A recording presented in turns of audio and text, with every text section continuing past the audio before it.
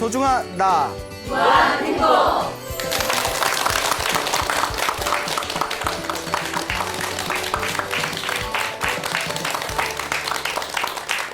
예, 만나서 반갑습니다. 반갑습니다. 예, 광우 스님이라고 합니다. 제가 항상 말씀드리죠. 우리 앞에 펼쳐진 행복과 불행은 누가 지은 업이다?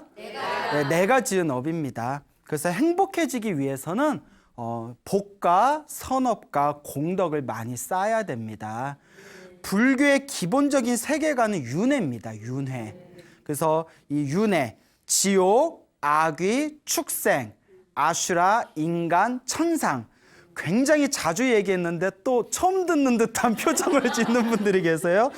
그래서 이 6가지 세계를 돌고 돈다고 했죠. 그래서 불교에서 말하는 깨달음은 이 6가지의 돌고 도는 윤회의 세계에서 벗어나서 이 윤회에서 벗어난 완전한 자유와 영원한 행복을 얻는 거. 그게 불교에서 말하는 깨달음의 의미가 되겠죠. 근데 우리가 이 윤회 안에 있는 이 윤회 안에서 돌고 도는 이 입장에서 봤을 때 이 윤회의 흐름 속에서 내가 지은 업은 내가 받을 수밖에 없습니다. 좋은 일도 내가 지은 거고 나쁜 일도 내가 지은 거고. 그래서 어떤 분들은 이런 얘기를 합니다. 인과응보라는 말을 믿을 수가 없다. 이번 생에 못되게 산 사람도 죽을 때까지 편하게 살다 가는 사람이 있는가 하며, 이번 생에 정말 정의롭고 착하게 살았는데도 죽을 때 쓸쓸히 외롭게 힘들게 죽은 사람들이 얼마나 많으냐. 인과응보가 있다면 왜 그런 결과가 생기는 것이냐. 그리고 이제 우리 부처님께서는 과거 전생과 다음 생에 이어지는 이 3세 업보의 흐름이 있다고 했습니다. 3세라는 것은 과거, 현재, 미래. 과거의 전생, 현재의 현생, 미래생으로 이어지는 인과 업보의 흐름이 있다는 거예요. 그러니까 이번 생에 못된 짓을 했는데도 잘 먹고 잘 사는 사람들은 그만큼 전생에 지어놓은 복이 있어서 그런 거예요. 근데 이번 생에 다 까먹었으니까 다음 생에는 어떻게 되겠어요? 괴롭고 힘들게 살아가겠죠. 이번 생에 착하게 살았는데도 힘들고 괴롭게 살아가신 분들은 전생에 지어놓은 빚이 많아서 그래요. 그러니까 이번 생에 다 갚았거나 이번 생에 잘 풀어낸 사람들은 다음 생에 어떻게 될까요? 예, 자기가 이번 생에 착하게 살았던 공덕을 다음 생에라도 받게 되는 거죠. 근데 여기에 문제가 뭐냐면 우리가 전생을 몰라요. 다음 생 알아요? 몰라요? 몰라요. 전생도 모르고 다음 생도 모르니까. 그러니까 어떤 분이 이런 얘기해요. 아니 막말로 내가 전생에 뭐 했는지도 모르는데 이번 생에 내가 왜 이런 일을 당해야 되냐고. 아니 막말로 내가 다음 생에 뭐가 될지 모르는데 이번 생에 뭘 잘 닦아봤자 뭐 하냐고. 이런 극도의 어리석은 생각을 일으키는 분들이 있어요. 잘 보세요. 여러분들이 술에 취해가지고 술에 완전히 취해서 정신을 잃을 정도로 술에 취했어요. 흔히 우리가 필름이 끊겼다고 표현하고요. 그리고 또 전문 용어로 꽐라됐다 하죠. 꽐라됐다. 꽐라 막 이렇게 꽐라됐다 그러잖아요. 술을 너무 많이 마셔서 이제 꽐라가 됐는데 술에 취한 상태에서 사람을 쳤어요. 사람을 폭행을 했어요. 그리고 경찰서에 잡혔는데 술에서 깼어요. 술에서 깼는데 자기가 기억이 안 나는 거예요. 그때 이 폭행을 한 술 취했던 사람이 내가 술 취했을 때 내가 모르고 한 짓인데 내가 왜 벌을 받아야 되냐 하면 그 말이 맞아요? 틀려요? 틀리죠. 내가 기억 못한다고 해서 내가 지은 내 폭행죄가 사라지는 건 아니잖아요. 그와 같이 전생에 지은 내 업이 기억이 안 난다 하더라도 결국 누가 지은 업이다? 그러니까 누가 받아야 돼요? 다 알잖아. 근데 왜 따지고 들어? 미안해요. 순간 흥분했나 봐요.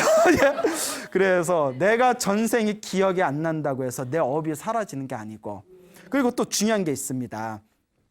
내가 다음 생에 뭐가 될지 모르지만 내가 지은 업은 반드시 누가 받는다?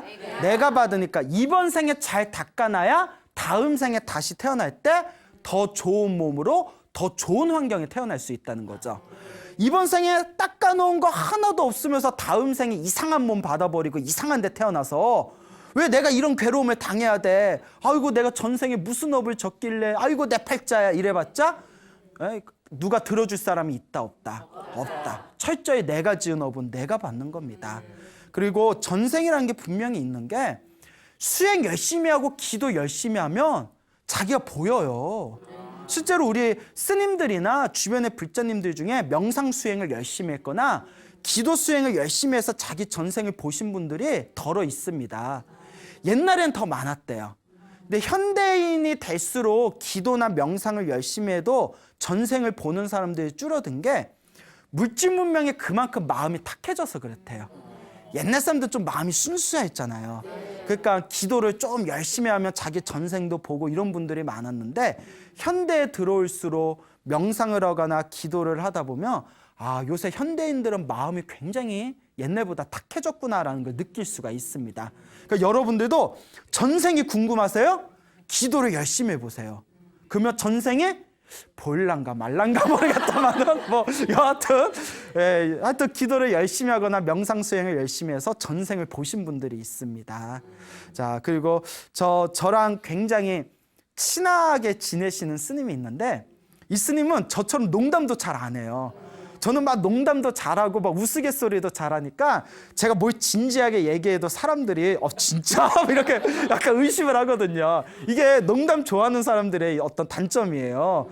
그런데 그 스님은 정말 뭐 타고난 선비 같은 분이라서 농담도 잘 안 하고 말도 묵직하시고 오직 수행만 하시는 아주 젊은 스님인데 제가 참 좋아하는 스님이에요. 지금도 선원에서 열심히 공부하고 있는데 그분이 21일 동안 기도를 했어요. 21일 동안 기도를 하면서 놀라지 마세요. 타고나기가 그 옛날 이렇게 사극에 보면 약간 그 머슴 같은 스타일 있잖아요. 등치 이렇게 작고 통뼈에다 등치 있고 뭐 마님 뭐 막 약간 이런 스타일 있잖아요. 그런데 힘이 좋아서 그렇고 막 믿음이 있으니까 20일 동안 잠을 안 자고 연불을 한 적이 있었대요. 21일 동안. 체력도 좋아요. 나는 한 뭐 3일만 잠 안 자도 막 헬렐레 그러는데 21일 동안 잠을 안 자고 기도를 하다가 여기 눈썹 사이 미간 있잖아요. 눈썹 사이 미간에 빛이 번쩍이면서 여기 뭐가 펑 하고 터지면서 21일 동안 잠을 안 자고 기도했대. 자기 전생이 싹 보이더래요. 그 스님이 저한테 직접 해준 얘기예요. 예. 근데 제가 분명 말했어요. 농담도 잘 안 하는 스님이고 말도 아주 묵직하고 언행에 일치가 되는 스님이에요. 그러니까 제가 광우 스님이 눈이 번쩍해가지고 전생을 봤다며 사람들이 믿어야 돼 말아야 돼. 제 앞에서 이랬죠. 다 보이거든요. 그 스님 말은 정말 믿을 만해요. 그래서 그 스님 이야기를 듣고 같이 차 마시면서 그 얘기를 다 들으면서 저도 엄청나게 감동을 받은 적이 있었습니다. 그러니까 자기가 수행해보면 알아요. 왜 직접 수행도 안 해봤으면서 전생이 있니 없니, 윤회가 있니 없니, 인과 업보가 있니 없니 왜 의심을 하시냐는 거예요. 불교는 실천의 종교예요. 체험의 종교입니다. 경험의 종교예요. 불교는 믿음의 종교가 아니에요. 믿음의 종교는 무조건 믿어라잖아요. 의심돼도 믿어라잖아요. 불교는 네가 한번 체험해봐라. 네가 수행하고 네가 체험하면 저절로 믿게 되어지는 종교예요. 이런 가르침이 어딨어요. 예? 이걸 전문 용어로 옛날 우리 소시적에는 이걸 전문 용어로 두 글자로 따봉이라고 했거든요. 따봉 하면 막 사람들이 옷 벗고 춤추고 난리 났었어요. 예, 그래서 이 불교는 정말 따봉의 종교다. 자기가 자꾸 재밌으세요? 되게 좋아하시네. 그래서 자기가 체험을 해야 된다. 체험의 종교라는 걸 명심하시기 바랍니다. 저도 여러분들한테 그 소나무에서 여러 가지 신비한 이야기들을 들려드리잖아요. 그게 저도 기도해봐서 체험한 게 있어서 그런 거거든요. 제가 체험한 게 있기 때문에 그런 어떤 신비한 기적이나 불보살의 어떤 신비스러운 가피를 들으면 내가 체험한 게 있기 때문에 의심이 안 되는 거예요. 충분히 있을 수 있는 일이고 실제로도 우리 기도를 열심히 하는 불자분들이 지금도 체험하고 있는 현상들입니다. 그러니까 여러분들도 그냥 머리로 입으로 불처님의 가르침을 이론으로 따지지 마시고 열심히 수행하고 닦아나가며 몸으로 체험하고 마음으로 느껴지는 바가 분명히 있을 겁니다. 알겠죠? 예. 자, 그래서 부처님 당시에 그 어느 한 소녀가 있었어요. 여자가 있었는데 맞아요. 예뻤어요. 항상 이 이야기에 예쁜 아가씨들만 나오잖아요. 이 소녀가 있었는데 이 소녀가 어느 날 그 이제 결혼할 때쯤이 되었을 때 그 7층 집에 이제 7층 꼭대기에 방이 있었습니다. 7층 꼭대기 방에서 이렇게 창문을 이렇게 바라보고 있는데 거기에 웬 젊은 사냥꾼이 사슴을 수레에다 가득 쌓고 성 안으로 들어오는 모습을 봅니다. 그 사냥꾼의 이름이 꿉꿉다미따였어요. 예, 꿉꿉다미따. 그래서 좀 꿉꿉하죠. 예. 자, 그래서 이제 이름을 꿉꾸라고 할게요. 이 꿉꾸라는 사람이 있었는데 이 꿉꾸라는 이 사냥꾼이 이제 수레에다가 사슴을 잔뜩 이제 끌고 이렇게 쫙 이렇게 들어오는 모습을 보고 소녀가 그 사냥꾼 남자를 보자마자 한눈에 반해버립니다. 한눈에 반해봐. 예. 여러분들 한눈에 반하는 사랑을 믿습니까? 네. 믿어요? 예. 그것도 콩깍지예요. 콩깍지. 경전에는 누군가를 보고 한눈에 확 반해버린 건 전생의 어변이래요. 전생에 이어진 어변이기 때문이랍니다. 예. 그런데 그 어변이 여러분 모든 거엔 반전이 있어요. 좋은 어변이면 다행인데 내가 저 인간한테 왜 한눈에 반했는지 미쳐버리겠다고 후회하시는 그런 불자분들의 상담할 때가 있어요. 어쩌겠어요. 자기 업인데. 그래서 자기 마음에 속지 말아라. 자, 근데 그 소녀가 그 사냥꾼한테 한눈에 반해버립니다. 한눈에 딱 반해버리는데 자기 이제 한여를 시켜요. 한여를 이제 불러가지고 너 저 젊은 사냥꾼한테 가가지고 성밖에 언제 나가는지 한번 알아봐라. 이렇게 이제 지시를 내리죠. 그래서 하녀가 자기 이제 주임 이제 그 딸의 이야기를 듣고 그 사냥꾼한테 싹 가서 그 집으로 언제 돌아갑니까? 하니까 뭐 오늘 이거 사냥한 거 다 팔고 하룻밤 지냈다가 내일 아침에나 성 밖에 나갈 생각입니다. 이렇게 답변을 해요. 그래서 하녀가 와서 이제 그 아가씨한테 얘기를 합니다. 아가씨, 제가 물어봤더니 하룻밤 자고 나서 내일 아침에 나간답니다. 그래? 알겠다 해놓고 하녀를 보낸 뒤에 짐을 싸요. 예. 그러니까 어떻게 했죠? 무대책이죠? 짐을 싼 뒤에 그 다음날 아침 몰래 집 밖을 나옵니다. 그래서 성 밖에 이제 성 밖에 있는 문에 가만히 서 있다가 사냥꾼이 지나가기만을 기다려요. 가만히 이렇게 기다렸다가 사냥꾼이 이렇게 성 밖으로 나가는 걸 보고 뒤에서 쫄래쫄래 따라갑니다. 한눈에 보고 반해서 미쳤어. 이거 미친 거야. 이거 아무리 책에 나오지만 이거 좀 제정신이 아니죠. 그 남자가 어떤 남자인 줄 알고. 그러니까 따라가요. 여튼. 근데 우리 이야기니까 너무 감정이입하지 맙시다. 막 따라가니까 사냥꾼이 훌기롭게 쳐다보는 거예요. 왜 자꾸 따라와요? 이랬더니 사냥꾼이 그러니까 요 아가씨가 착각하지 마요. 뭐 이러면서 착각하지 마세요. 나 갈 길 있어서 가는 거니까 그냥 가던 길 가세요. 그 남자가 또 이렇게 사냥꾼이 가는데 뒤에서 자꾸 따라오는 거예요. 그거 쳐다보면서 왜 자꾸 따라와요? 아니라니까요. 그거 딱 자꾸 가는 거예요. 이제 한참 가다가 드디어 아가씨가 뒤에서 딱 말을 건넵니다. 행운이 넝쿨째 굴러 들어왔으니 내쫓지 마시고 어서 붙드십시오 이러는 거예요. 야, 작업 거는 거야. 작업 멘트죠. 예? 내가 행운이 넝쿨째 들어왔으니까 어서 잡아라. 그 이제 남자가 그 말뜻을 알고 그러면 내 옆에 앉으세요. 술에 옆에 앉으세요. 뭐 또 야, 예. 옆에 앉으세요 해가지고 이제 옆에 탁 앉아서 이제 사냥꾼의 집으로 갑니다. 아가씨 그 여자네 집은 난리가 난 거죠. 아침에 갑자기 딸이 사라져서 아무리 백방으로 찾아도 찾을 수가 없었대요. 그래서 결국 딸이 죽었구나 생각을 했답니다. 근데 이 이야기가 보면서도 저도 좀 찝찝한 게 부모는 뭔 죄야? 그렇잖아요. 부모는 뭔 죄야? 어쨌거나 이제 그 남자를 사냥꾼에 따라서 거기서 이제 살림을 차립니다. 살림을 차려서 이제 애를 낳는데 아들만 7명을 낳았대요. 아들만 왜 이렇게 좋아요? 사냥꾼이라서 힘이 좋아. 예? 사냥꾼에서 힘이 좋아. 예? 그래서 이제 7명이나 낳았대요. 7명. 그래서 럭키 세븐 막 이러잖아요. 7명의 이제 아들을 낳아가지고 되게 좋아하셔. 예? 그래서 이제 아들이 다 커서 또 며느리 7명을 받아들였답니다. 그러니까 몇 명이 같이 사는 거예요? 예, 그렇죠. 예. 왜 아빠 엄마는 빼? 예? 그래서 이제 사냥꾼, 그 다음에 이제 그 아가씨였던 아내, 7명의 아들, 7명의 며느리하고 이렇게 이제 대가족이 살게 되었는데, 이제 거기는 이제 사냥꾼을 어부로 삼는 거죠. 그렇게 이제 긴 시간이 지난 뒤에 부처님께서 어느 날 숲속에서 깊은 명상에 들어가십니다. 그 아침에 탁 이렇게 눈을 뜨시면서 오늘 부처님과 인연 있는 사람이 누가 있을까?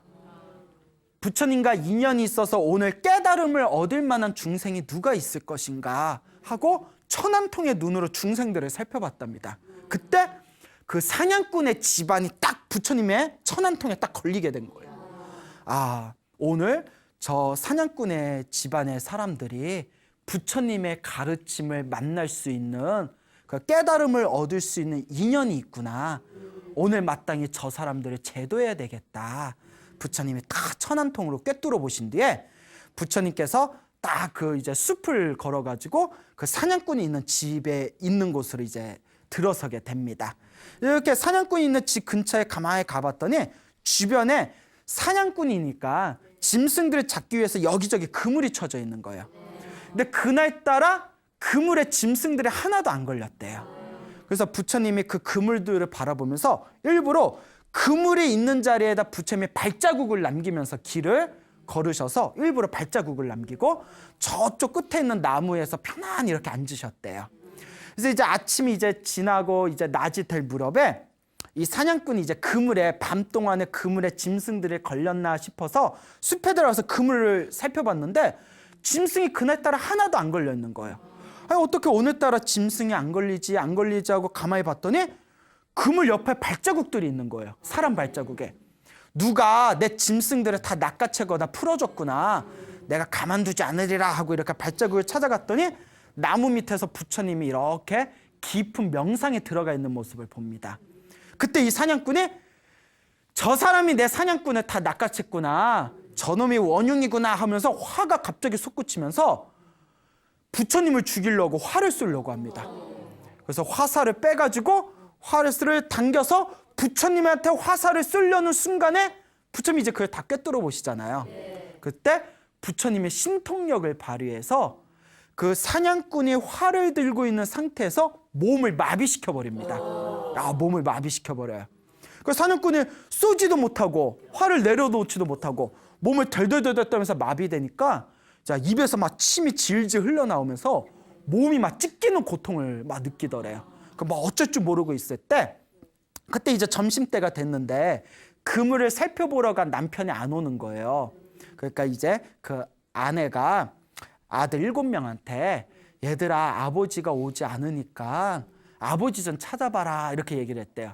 그러니까 아들 7명이 이제 다 도구를 챙기고 아버지를 이렇게 찾으러 갔는데 저기에 보니까 아버지가 막 활을 쏘려고 이렇게 멈춰서 막 침만 질질 흐르고 있는 걸 보고 이제 그걸 오해하고 저 나무 위에 앉아있는 사람이 우리 아버지의 왼수인가 보다. 가만두면 안 되겠다고 7명이 다 아버지 옆에 가서 활을 7명이 다 부처님을 위해서 활을 쏘려고 포즈를 취합니다. 활씨를 확 당기는데 또 부처님이 어떻게 하셨을까요? 신통으로 마비를 시켜버려요. 야, 딱 마비를 시켜버리니까 이 아버지를 포함해서 7명의 아들까지 온몸이 이제 마비가 돼서 활을 내려놓지도 못하고 활을 쏘지도 못하고 입에서 침을 질질 흘리면서 몸이 찢기는 고통을 당한 채 마비가 된 거예요. 그러니까 요 엄마하고 며느리도 막 걱정이 되니까 이 아내 엄마 되는 이 사냥꾼의 아내가 며느리들한테 야 이거 아무래도 다 무슨 일이 생겼나 보다. 우리 다 함께 가보자고 며느리 7명을 데리고 숲을 찾아다니다가 저 활을 쏘려고 이제 서 있는 남편하고 7명의 아들을 본 거예요. 왜들 저러? 왜 이렇게 침을 흘리고 저러고 있지? 가까이 갔는데 나무 밑에 부처님이 이렇게 앉아 있는 모습을 봅니다. 이때 요 아내가 이제 불심이 있던 사람이었던 거예요. 출가 전부터 불심이 있던 사람이라서 부처님인 걸 확인하고 아버지, 내 아버지예요. 아버지한테 화를 쏘지 마세요. 아버지를 해치지 마세요라고 소리를 질렀대요. 이제 부처님에 대한 공경심 때문에 아버지라고 표현한 거예요. 이제 정신적인 아버지잖아요. 내 아버지예요 하니까 사냥꾼이 아이고 장인어른이었어? 내가 미쳤지. 장인어른한테 내가 이게 무슨 짓이지? 그 옆에 있는 아들들은 외할아버지였어? 와 대박 나 처음 봐. 외할아버지였어? 우리 미쳤나 봐. 이거 어떡하지? 이러고 있을 때 이제 그 활을 들고 있는 그 사냥꾼과 사냥꾼의 아들 7명의 마음에서 그 어떤 화나는 마음이 가라앉고 부끄러움이 솟구치게 됩니다. 하마터면 장인어른을 죽일 뻔했구나. 하마터면 외할아버지를 죽일 뻔했구나. 이렇게 부끄러움이 막 솟구치는 걸 부처님이 꿰뚫어 보시고는 이제 됐다 싶어서 몸의 마비에서 풀어줬대요. 몸의 마비에서 탁 풀어주니까 그때서 이제 넙죽 인사를 올립니다. 그래서 이 사냥꾼과 사냥꾼의 아내와 7명의 아들과 그 며느리들이 부처님을 이제 집으로 모십니다. 그리고 부처님 앞에서 절을 올리고 이렇게 무릎 꿇고 있을 때 부처님께서 법문을 하십니다. 부처님께서 이제 부처님의 가르침의 법문, 인과 업보와 이 선업의 공덕과 그리고 이 생사윤회의 무상함과 그 윤회에서 벗어나는 방법에 대해서 다 이렇게 설법을 하시면서 그 부처님의 설법을 들었던 그 자리에 있던 모든 가족들이 첫 번째 깨달음을 얻게 됩니다. 이 첫 번째 깨달음. 그래서 불교에서는 아라한이 되기 위해서는 4가지 깨달음이 있지 않습니까? 첫째가 수다원가, 그 다음에 사다함과, 그 다음에 아나함과, 마지막에 아라한과 해가지고 4단계의 깨달음이 있는데 첫 번째 깨달음이 뭐라고요? 예, 수다원. 이번에는 대답을 하셨네요. 하도 많이 들으셔서. 첫 번째 깨달음 수다원가를 얻게 됩니다. 수다원가가 대단한 깨달음이에요. 수다원가를 얻으면 일단 5계를 완벽하게 지키게 되고요. 저절로 5계를 지키게 된답니다. 살생하지 말라, 도둑질하지 말라, 거짓말하지 말라, 그다음에 사음하지 말라, 술 마시지 말라라는 5가지 계율을 저절로 완벽하게 지키게 되고요. 부처님의 가르침에 대한 완벽한 믿음이 세워진답니다. 그래서 수다원가를 얻은 사람은 이 지구가 박살이 나도 부처님에 대한 믿음이 흐트러지지가 않는답니다. 그리고 수다원가를 얻게 되면 7번 태어날 동안, 몇 번 태어날 동안? 7생 안에 태어나고 죽고 태어나고 죽는 7생 안에 아라한과를 얻는답니다. 그 수다원가가 엄청나게 높은 경지예요. 1단계 깨달음이지만 그 가족들이 다들 무엇을 얻었다? 수다원가를 얻게 됩니다. 그래서 이제 수다원가를 얻게 되고 부처님께서 이제 절로 돌아오십니다. 그러니까 그때 부처님의 시자였던 아난스님께서 부처님 하루 종일 어딜 그렇게 갔다 오십니까? 하니까 부처님께서 나는 저 사냥꾼의 가족들에게 갔다 왔다. 저 사냥꾼의 가족들은 모두 수다원가를 얻게 되었다. 수다원가를 얻었기 때문에 부처님에 대한, 부처님 가르침에 대한 확고하고 완벽한 믿음이 세워지게 되었다. 저들은 다시는 살생하지 않을 것이다. 왜냐하면 아까 그랬잖아요. 수다원가를 얻으면 무엇을 완벽하게 지키게 된다고요? 5개의 첫 번째가 뭐예요? 살생하지 말라. 그게 이제 살생, 저절로 살생을 안 하게 되는 거예요. 저 사냥꾼의 집안은 이제 수다왕가를 얻어서 완벽한 믿음이 세워졌기 때문에 또 5계를 완벽하게 지키게 되기 때문에 더 이상 살생을 저지르지 않게 될 것이다 라고 이제 말씀을 하십니다. 그날따라 이제 저녁에 스님들이 모여가지고 대화를 나눴대요. 이 스님들끼리 무슨 대화를 나눴냐면, 야, 오늘 부처님께서 저 숲에 가서 사냥꾼 가족들을 모두 제도하셨대. 야, 평생 동안 사냥을 하면서 살생을 했던 사람들인데 도대체 전생에 어떤 인연이 있어서 부처님 법문 한마디에 깨달음을 얻게 된 거냐, 정말 신기하다, 막 이런 대화를 나눴대요. 그때 부처님께서 지나가다가 그 스님들의 대화를 듣고는 부처님께서 그 방에 들어가십니다. 그 부처님께서 다음과 같은 법문을 하십니다. 그 사냥꾼 가족이 모두 깨달음을 얻게 된 것도 다 누가 지은 어변이다? 자기가 지은 어변이다. 자기가 지은 어변이고, 그 깨달음을 얻게 된 것도 전생에 자기들이 지었던 선업의 힘이다라고 말씀을 하셨답니다. 그리고 과거 전생 이야기를 해주십니다. 이게 아주 재밌는데요. 우리가 한번 생각해 볼 게 굉장히 많은 내용인데요. 석가모니 부처님 이전에 부처님을 무슨 부처님이 출연하셨다고 했죠? 기억나세요? 그렇죠. 가섭불. 어우, 대단하세요. 예, 이제 대답들을 잘하시네요. 자, 부처님, 석가모니 부처님 이전에 이 세상에 오셨던 부처님이 가섭부처님이세요.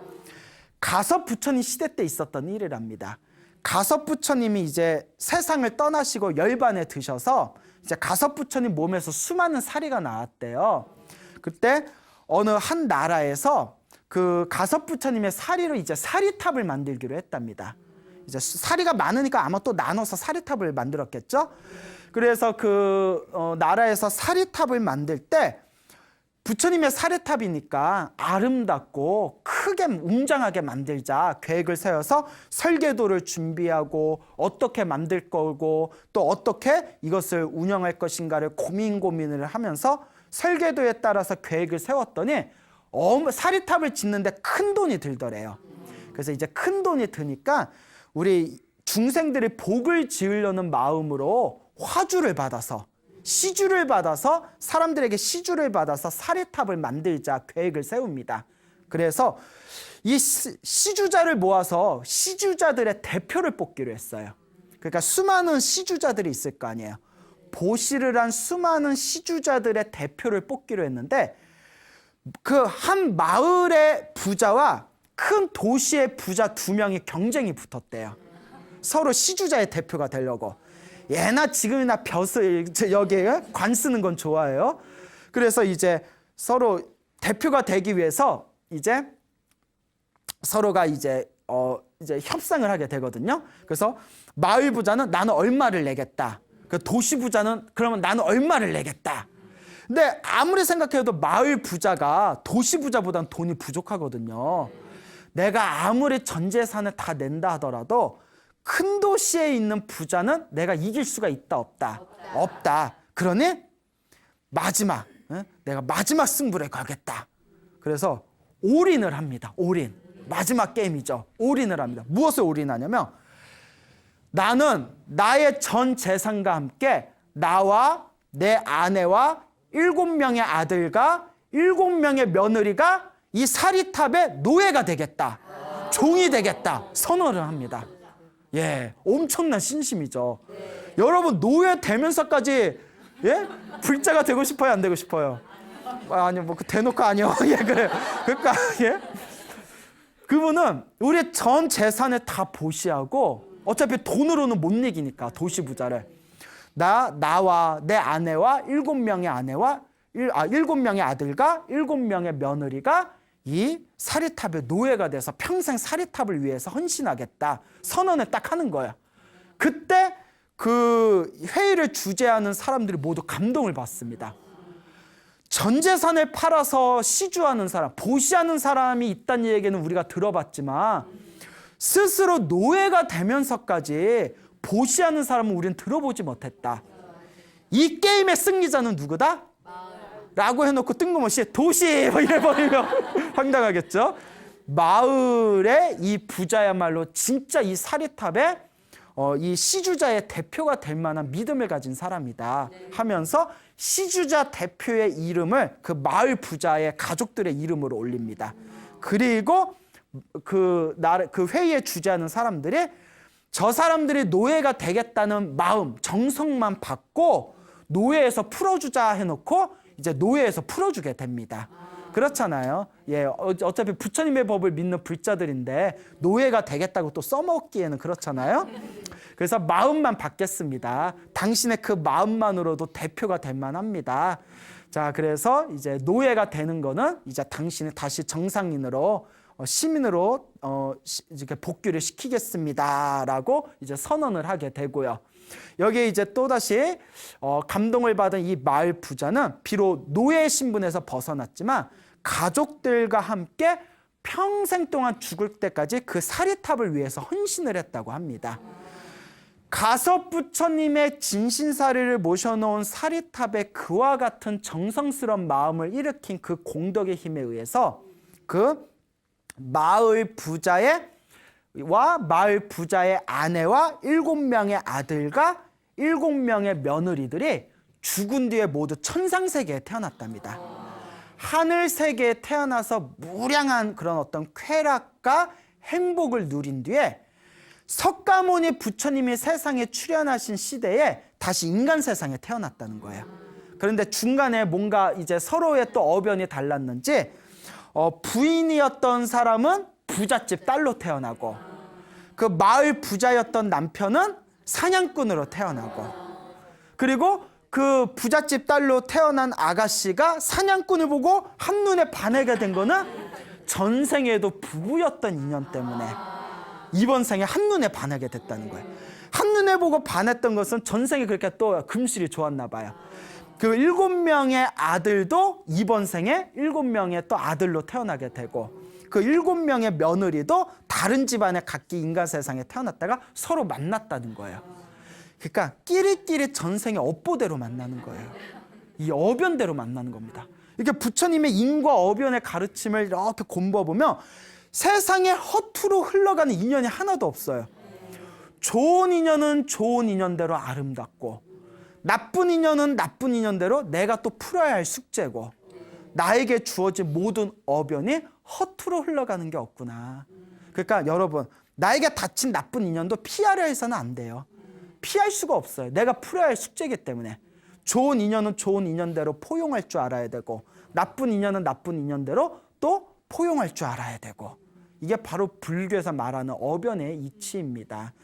그래서 이번 생에 부부와 다시 7명의 아들과 며느리로 만난 이 대가족들은 과거 전생에 가섭 부처님의 사리탑에 헌신한 강력한 공덕의 힘에 의해서 석가모니 부처님의 법문 한마디에 그 자리에서 깨달음을 얻을 수 있었던 것이다 라는 법문을 제자들에게 설하십니다. 이 이야기를 통해서 와, 세상에 이 모든 내 앞에 펼쳐진 이 모든 흐름이라는 것이 다 내가 지은 어변의 흐름이구나. 우리가 다시 한번 되새겨 봐야 됩니다. 자, 그래서 내가 지은 이 어변이라는 것, 내가 지은 이 업의 씨앗이라는 것은 결코 허투루 지나가지 않는다라는 걸 계속 반복해서 여러분들에게 말씀을 드렸고요. 자그마한 복, 자그마한 선업, 자그마한 공덕, 자그마한 인연조차도 부처님은 절대 그걸 소홀히 하지 말라고 하셨습니다. 우리가 사실 금방 말한 사리탑의 공덕의 이야기는 우리가 실천하기 힘들잖아요. 전 재산을 다 파는 것도 모자라서 스스로 노예까지 돼야 되잖아요. 여러분 그럴 수 있어요, 없어요? 예, 그래 딱 봐도 안 될 것 같아요. 예, 안 될 것 같아. 근데 저 같아도 좀 어려울 것 같아요. 예? 저 같아도 스님이지만 내가 노예가 돼서 내가 노예가 되면서까지 사리탑을 내가 이렇게 모시겠다. 그런 거는 정말 마음 내기가 힘들지 않습니까? 자, 근데 이렇게 힘들고 어렵게 마음을 내야만 공덕이 있는 게 아니다. 부처님의 가르침이 너무 좋은 게 가성비가 뛰어나요. 뭐가 뛰어나다? 가성비가 뛰어납니다. 뭐 1+1 들어보셨죠? 이거 1+1 수준이 아니에요. 자그마한 공덕도 내가 정성만 있으면 어마어마하게 무량한 큰 복을 받을 수 있는 게 부처님 가르침입니다. 그래서 부처님 당시에 부처님께서 어느 마을에 가셔서 다음과 같은 법문을 하십니다. 아주 유명한 법문이신데요. 내가 스스로 복만 짓고 다른 사람에게 복을 지으라고 권하지 않으면 재복은 있지만 인복이 없다. 내가 복은 짓지 않고 다른 사람에게 복 지으라고 권하기만 하면, 그러니까 나는 짓는 것도 없이 야 복 좀 줘 권하기만 하면 인복은 있지만 재복은 없다. 내가 복을 짓지도 않고 남에게 지으라고도 얘기를 안 하면 그 사람은 다음 생에 태어날 때 재복도 없고 인복도 없을 것이다. 내가 복도 짓고 남한테 복 지으라고 권하면 그 사람은 태어날 때마다 재복도 있고 인복도 있을 것이다 라는 법문을 하십니다. 근데 우리가 저 사람 항상 주변에 사람이 바글바글거리고 인복은 있는데 이상하게 사업이 안 되고 일이 안 풀리는 사람들이 실제로 있잖아요. 그게 인복은 있는데 재복이 없는 거고, 정말 사람들이 손가락질하면서 저 사람은 인덕도 없고 복도 인복도 없는 사람이라고 해서 주변에 친한 사람 하나도 없는데도 하는 일마다 사업이 잘 되는 사람들 있잖아요. 그 재복은 있지만 인복은 없고, 뭐 이런 이치가 있나 봐요. 인복도 없고 재복도 없는 또 그런 사람도 있고. 예. 자, 그런데 이와 같은 부처님의 법문을 듣고 어떤 사람이 이렇게 감동을 받았대요. 아, 그러면 지금이 기회다. 부처님과 스님들이 우리 마을에 오셨을 때 내가 재복도 짓고 인복도 지어야 되겠다라는 생각이 들어서 부처님께 다가가서 공양청을 합니다. 부처님, 내일 점심에는 부처님과 스님들을 모시고 공양을 올리고 싶습니다. 허락해 주십시오 하니까 부처님께서 그래, 스님들 몇 명이나 이렇게 초청하겠냐, 다 오십시오 이랬대요. 뭐 몇백 명이다 몇천 명이다 다 오십시오. 그러니까 이제 부처님이 세게 나가는 거예요. 그래서 부처님께서 미소를 지으면서 고개를 끄덕이면서 침묵으로 허락을 하셨대요. 그러니까 이제 내일 공양 준비를 해야 되니까 이제 자기가 이제 공양 준비를 하면서 자기가 물론 이제 공양 올릴 재료들을 다 이제 준비를 하면서 또 사람들한테 복을 권해야 되잖아요. 그래서 큰 항아리를 몇 개를 준비해가지고 마을 곳곳을 돌면서 사람들한테 내일 부처님과 수많은 스님들이 공양을 오실 겁니다. 그러니까 공양을 올릴 수 있게 재료를 보시하십시오. 뭐 꿀도 좋고 쌀도 좋고 기름도 좋고 쌀도 좋습니다. 설탕도 좋습니다. 보시하십시오 해서 사람들이 자기 형편껏 보시를 올렸대요. 그 신도들을 올리는 보시를 항아리에다 다 모았답니다. 그 어느 부잣집을 또 찾아갔대요. 이렇게 마을에 다니다 부잣집을 갔는데 이 부자가 엄청 인색한 사람인 거예요. 엄청 인색한 부자인데 와서 부처님과 스님들께 보시에 올릴 거니까 복을 좀 지으십시오 이러니까 이 인색한 부자가 속으로 못마땅한 거예요. 괜히 일 벌려가지고 사람 피곤하게 하고 있어 이씨발 이러면서. 근데 또 안주게 또 체면이 있잖아요. 그래서 쌀 몇 알, 쌀 이렇게 쌀톡, 그거 꿀 몇 방울, 그거 참기름 몇 방울, 그거 콩 몇 알, 그거 설탕 그냥 뭐 이렇게 몇 스푼, 그 킁아리에다 그것만 이렇게 담았대요. 정말 인색하죠. 예, 그냥 우리 같으면 화딱지에서 야 하지마 야 더러워 막 이럴 수도 있는데 또 그러면 안 되잖아요. 자그마한 거라도. 그러니까 이제 그 항아리를 딱 받아서 옆에다 따로 이렇게 놓더래요. 옆에다 따로 놓고 지나가니까 갑자기 인색한 부자 가슴에 뭐가 탁 걸리더래요. 이 사람들한테 나 놀리는 거 아니야? 자기가 넣은 그 얼마 안 되는 항아리를 옆에다 딱 놔버리니까 이거 사람들 앞에서 막 나 비방하고 나 놀리려는 거 아니야? 뒷담화하려는 거 아니야? 그래서 하인을 부릅니다. 하인한테 야, 저 사람 뒤따라가서 무슨 짓 하는지 봐라. 그러니까 하인이 이렇게 뒤따라갔대요. 아니 인색한데 또 의심병까지 있어. 예? 뭐 양아치니? 뭐 이러잖아요. 그렇잖아요. 성격 이상해. 그렇죠. 그래서 이제 몰래 하인이 뒤따라가니까 집집을 다 돈 뒤에 모아놓은 그 항아리를 큰 항아리 한 군데에다 다 붓더래요. 그리고 그 인색한 부자의 그 항아리도 듣더니 이 부자에게 무량한 복이 있기를 하고 정성스럽게 축원하면서 항아리에 다 붓더래요. 이 부자에게 무량한 복이 있기를. 하인이 그 얘기를 딱 듣고 이제 그 인색한 부자한테 와가지고 사실대로 얘기했더니 부자가 아 진짜? 하면서 의심을 못 버리는 거예요. 그래서 어쩌면 내일 공양할 때 나를 사람들이 다 모였을 때 부처님과 스님들과 일반 사람들, 시민들 앞에서 나를 놀릴 수도 있다. 내일 내가 직접 가서 내가 한번 확인해 봐야겠다. 만약 나를 놀린다면 내가 이 칼로 찔러 죽이리라 하고 칼까지 챙겼대요. 예, 못됐죠? 근데 살다 보면 못된 사람들 많아. 뉴스 봐요. 뉴스 보면 막 묻지마 폭행 이런 거 있잖아요. 아, 이상해요. 다 전생에 업보들이 두꺼워서 그래요.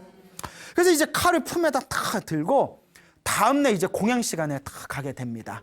그러니까 부처님과 수많은 스님들이 준비해 놓은 자리에 다 여법하게 앉고 그 항아리에다 보시를 조금씩이라도 올렸던 수많은 신도들이 다 모여서 부처님과 스님들한테 다 공양을 올리는데 그때 이제 공양을 올리기로 약속한 그 사람이 부처님께 딱 가서 부처님 앞에서 다 인사를 올리면서 거룩하신 세존이시여, 이 마을에 있는 수많은 사람들이 조금씩이라도 다 정성껏 모은 공양의 재료로 이와 같이 부처님과 스님들에게 올릴 공양물을 준비했습니다.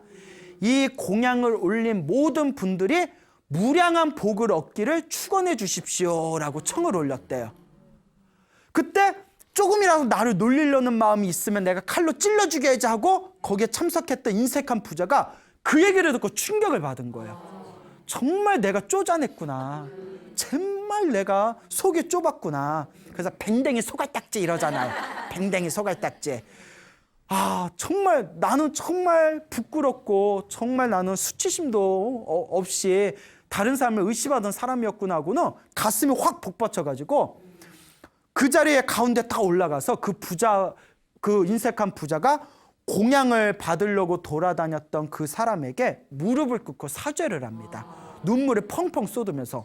그 뜬금없잖아요. 공양 올린데 막 울고 있으면. 근데 이게 행사할 때 이거 민폐예요. 예? 그렇잖아요. 행사 치르는데 와서 막 울고 있으면 이거 민폐예요, 민폐. 이걸 두 글자로 우리가 전문 용어로 진상이라고 하죠, 진상. 예? 부처님 공양 올리는데 올라와서 막 울고 있으면 어떡해. 사람들이 막 웅성웅성 거리는 거예요. 그래가지고 웅성웅성 거려서 이제 왜 그러십니까? 왜 그러십니까? 했더니 이제 이 사람이 솔직하게 자기의 이야기를 했답니다. 내가 이런 일이 있어서 칼을 품고 왔습니다. 너무나 제가 부끄러워서 눈물을 흘리는 겁니다. 했더니 부처님께서 옆에서 그 이야기를 다 듣고 얼마나 아름다워요. 진상이지만 아름답잖아요. 예? 너무나 그 아름다운 모습에 일단 행사는 훈훈하게 끝내야 될 거 아니에요.